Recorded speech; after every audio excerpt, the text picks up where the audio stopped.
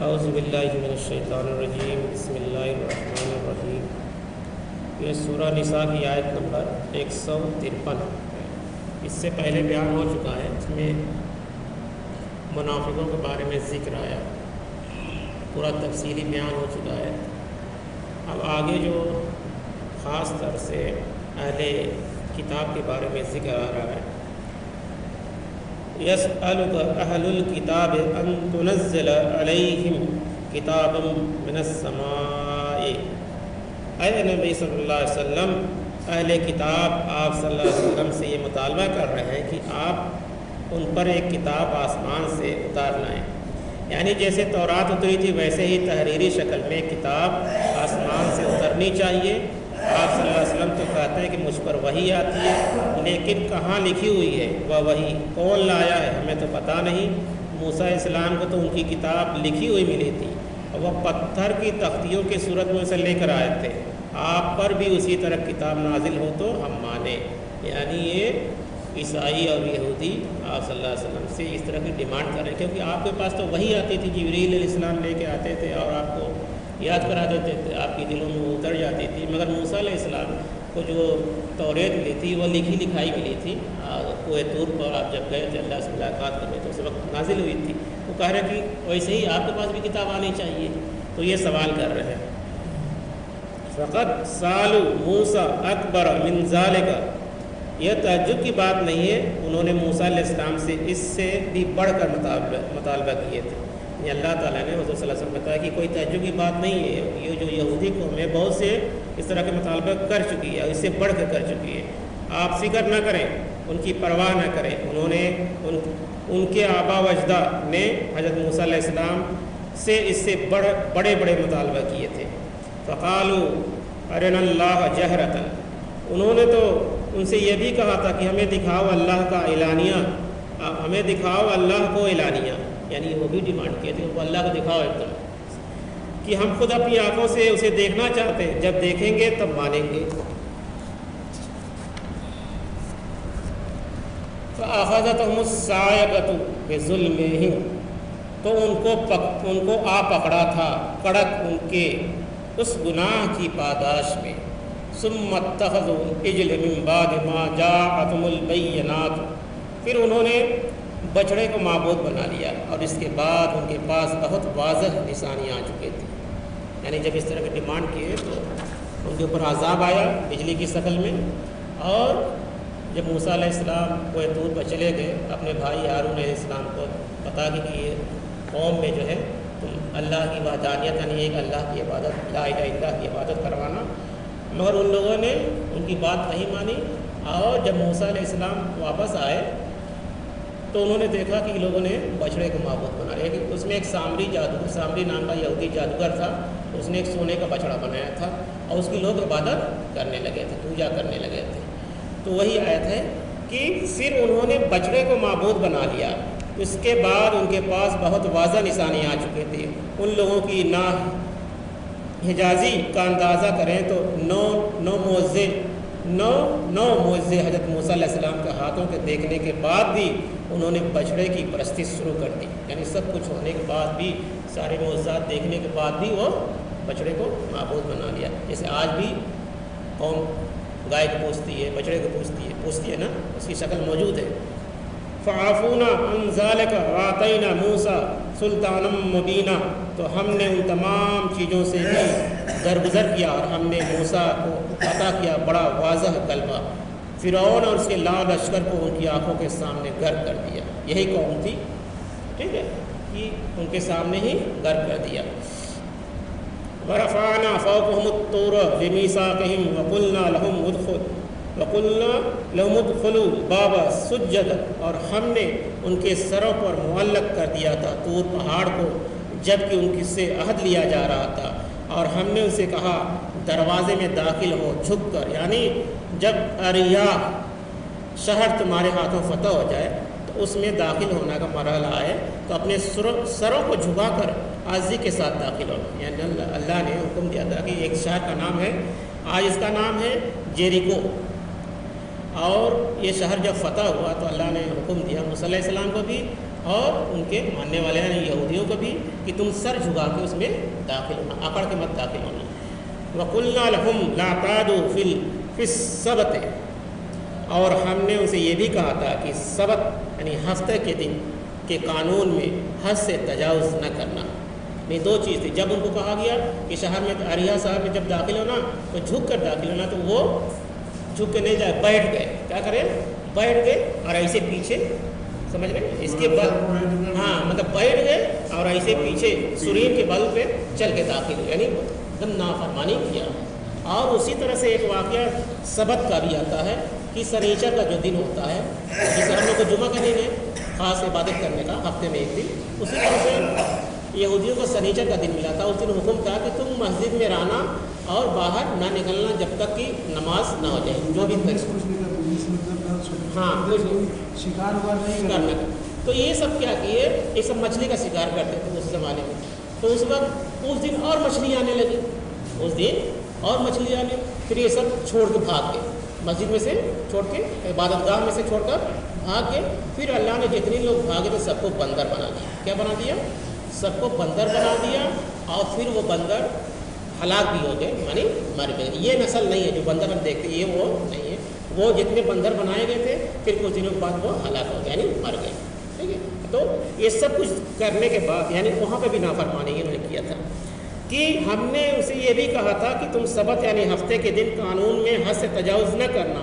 وَأَخَذْنَا مِنْهُمْ مِيثَاقًا غَلِيظًا، اور ہم نے اسے ان تمام باتوں کے بارے میں بڑے گاڑھے قول و قرار لیے تھے۔ یہ سب کچھ بتانے کے باوجود بھی، یعنی اقرار کرنے کے بعد بھی ان لوگوں نے سب باتوں کا انکار کیا اور نافرمانی۔ اسے ایک بہت نافرمان قوم ہے یہودی خاص طور سے۔ تو اسی کا جمعہ بیان کر دو نا، جمعہ دن مجھے ملا ہے، دکان لگاتے وہ منع ہے، ہاں منع ہے، نماز پڑھنے کے بعد نماز پڑھنے بھائی دیکھیے یہ ہے، اس میں جمعہ کے دن جو ہے قرآن میں سورہ جمعہ ایک آیت ہے، یا الذین آمنوا، یا الذین تو پتہ ہی گا تھوڑا سا، یا الذین آمنوا اذا نودی للصلاۃ من یوم الجمعۃ فصلوا الی ذکر اللہ وذروا البیع ذلکم خیر لکم لعلکم تفلحون، ٹھیک ہے۔ یعنی بیع مانے خرید فروخت، یعنی جب اذان کہہ دی جائے جمعہ کے دن، اس کے بعد تمہارے اوپر یہ حرام ہے کہ خرید فروخت کرو، ٹھیک، یعنی اس ایسے اذان ہو جائے اپنی دکانوں کو بند کریں، کوئی بھی کام آپ کو نہیں کرنا ہے، مسجد میں آ جانا ہے، پھر نماز پڑھ کے اس کے بعد جا کے۔ تو آپ دیکھیے ہم کو اللہ نے ان سے پہلے کا دن، ہم آخری امت ہونے کے باوجود بھی ہم کو اللہ نے جمعہ کا دن دے دیا۔ کیا دے دیا؟ یعنی جمعہ کے بعد سنیچر آتا ہے، اس کے بعد اتوار آتا ہے۔ اتوار عیسائیوں کا دن ہے، عیسائیوں کے خاص مخصوص دن ہے عبادت کا، جیسے ہمارے لیے جمعہ ہے ویسے عیسائیوں کے لیے اتوار ہے، یہودیوں کے لیے سنیچر ہے۔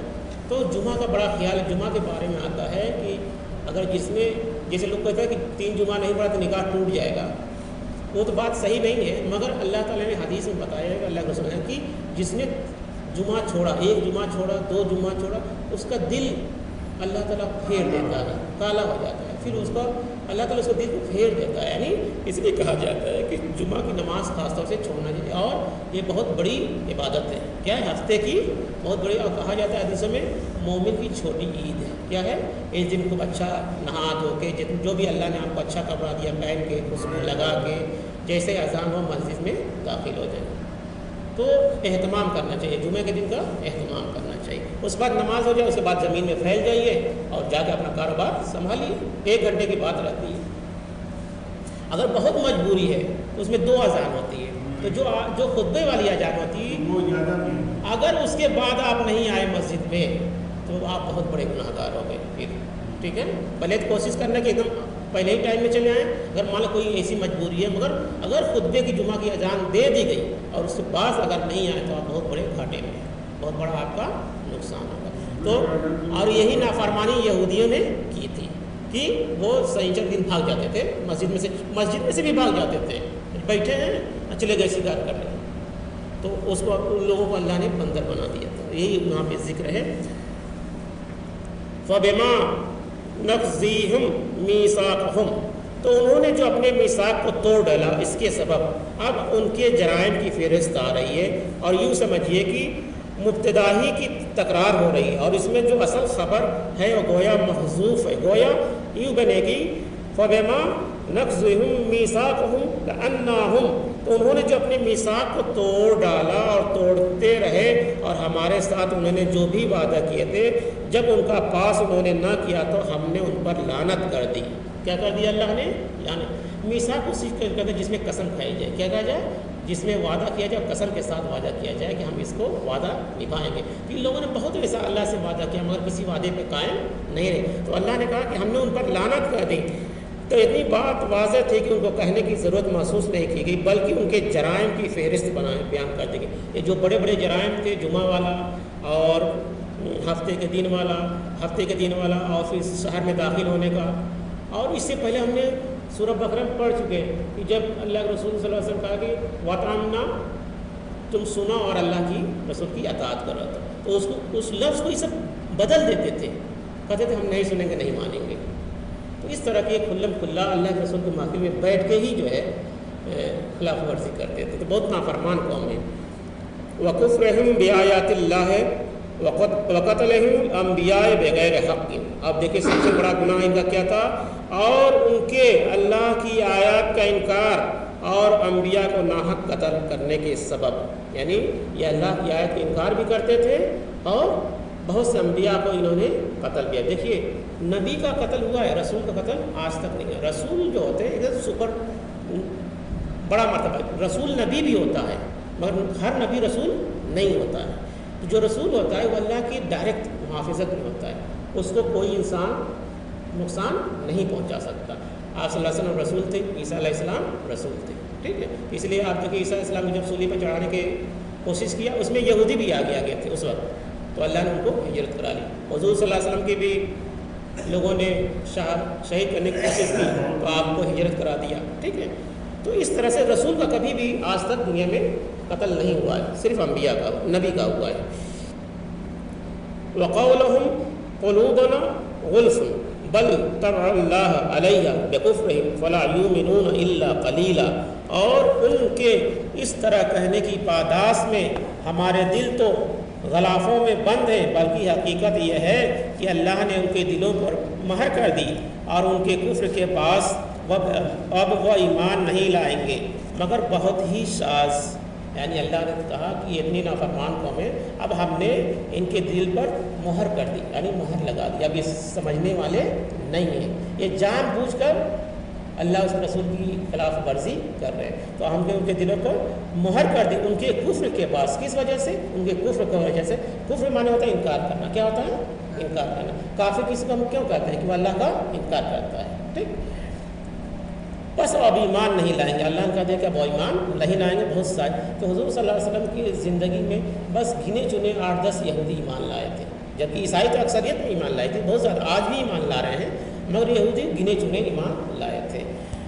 وَبِكُفْرِهِمْ وَقَوْلِهِمْ عَلَى مَرْيَمَ بُهْتَانًا عَظِيمًا، اور بسبب ان کے کفر کے اور ان کی باتوں کے جو انہوں نے مریم علیہ السلام کے خلاف کی، ایک بہت بڑے بہتان کے طور پر، یعنی انہوں نے حضرت عیسیٰ علیہ السلام کی ماں مریم علیہ السلام کے بارے میں بہت بڑا بہتان لگایا تھا۔ بہتان کسے کہتے ہیں؟ دیکھیے بہتان اسے کہتے ہیں کہ ہمارے اندر کوئی عیب نہیں ہے، وہ غلطی ہمارے اندر ہی ہم جھوٹا الزام لگا دینا، تو وہ ہوتا ہے بہتان۔ اب بہتان کی بہت بڑی سخت سزا ہے، اس لیے ہم لوگوں کو اپنے معاشرے میں کسی کے بارے میں کچھ کہنے سے پہلے جان لینا چاہیے کہ اگر اس کے اندر وہ خرابی نہیں ہے، اگر خرابی ہوگی اور اس کے پیٹھ پیچھے ہم نے بات کی تو چغلی ہوگی، اگر اس کے اندر خرابی نہیں ہے تو وہ بہتان ہو جائے گا، یعنی بہت بڑا گناہ ہو جائے گا۔ کیا ہو جائے گا؟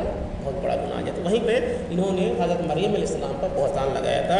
یہ حضرت مریم علیہ السلام پر یہودیوں نے بہتان لگایا کہ انہوں نے معاذ اللہ زنا کیا ہے، اور مسیح دراصل یوسف نجار کا بیٹا ہے۔ ان کی روایت کے مطابق یوسف نجار کے ساتھ حضرت مریم کی نسبت ہو چکی تھی، لیکن ابھی رخصتی نہیں ہوئی تھی۔ ان کے مابین تعلق قائم ہو گیا تھا، جس کے نتیجے میں بیٹا پیدا ہوا۔ اس طرح انہوں نے حضرت مسیح علیہ السلام کو ولد الزنا قرار دیا۔ یہ ہے اتنی بڑی بات جو یہودی کہتے ہیں اور آج بھی اس گمراہ کن نظریے پر مبنی ہے، سن آف مین جیسی فلمیں بنا کر امریکہ میں چلاتے ہیں۔ انہوں نے ایک فلم بنائی ہے، اس کا نام ہے سن آف مین، جن میں عیسائیوں کو بتایا جاتا ہے کہ جس مسیح کو تم لوگ سن آف گاڈ کہتے ہو وہ حقیقت میں سن آف مین ہے۔ تو ہیں تو عیسائی اس کے ماننے والے، تو عیسائی بھی غلط ہیں، وہ کہتے ہیں یہ خدا کے بیٹے، کیونکہ حضرت پیچھے گزر چکا ہے کہ عیسیٰ علیہ السلام کی جو پیدائش بغیر باپ کی ہوئی ہے، کیا ہے؟ بغیر باپ، اللہ کے حکم سے ہوئی، کیا ہوئی ہے؟ اللہ کے حکم سے ہوئی ہے۔ اور ایک معجزہ تھا، جیسے عیسیٰ علیہ السلام پیدا ہوئے تو ان کی والدہ مریم علیہ السلام نے کہا کہ اب ہم کیا منہ دکھائیں گے، تو اللہ نے فرشتوں کے ہاں کہ کیا، تو انہوں نے کہا کچھ نہیں، جب بچہ پیدا ہوگا وہ خود بولنے لگا۔ تو آپ جب بستی میں لے کے گئی تو جو لوگ سوال جواب کرتے بھائی اسی بچے سے پوچھ لو، وہ ترنت جواب دیتے تھے، ترنت جواب دیتے تھے، کیونکہ وہ نبی تھے، رسول تھے اور اللہ کے حکم سے ہوتا، تو اللہ کے لیے کوئی مشکل کام نہیں ہے۔ ابھی جب آدم علیہ السلام نے ان کے باپ تھے نا، ماں تھی، تو بھی بنا دیا انسان کو، تو وہ تو ماں تھی نا، تو اس لیے عیسائیوں نے کیا کیا، ان کو خدا کا بیٹا سمجھ لیا، یعنی اللہ کے وحدانیت میں ان کو شریک کر دیا، یعنی شرک کر لیا۔ اور انہوں نے کیا کیا، یہودیوں نے کہا کہ یہ تو ناجائز اولاد ہے، نعوذ باللہ، ٹھیک ہے، تو اس طرح کا الزام لگائے اور یہ فلم بھی بنائے ہیں۔ تو یہ اس طرح کی بڑے بڑے بہتان لگائے نبی پر اور رسول پر، اور نبیوں کا انہوں نے بہت ظالم قوم ہے، اللہ کی لعنتی قوم ہے۔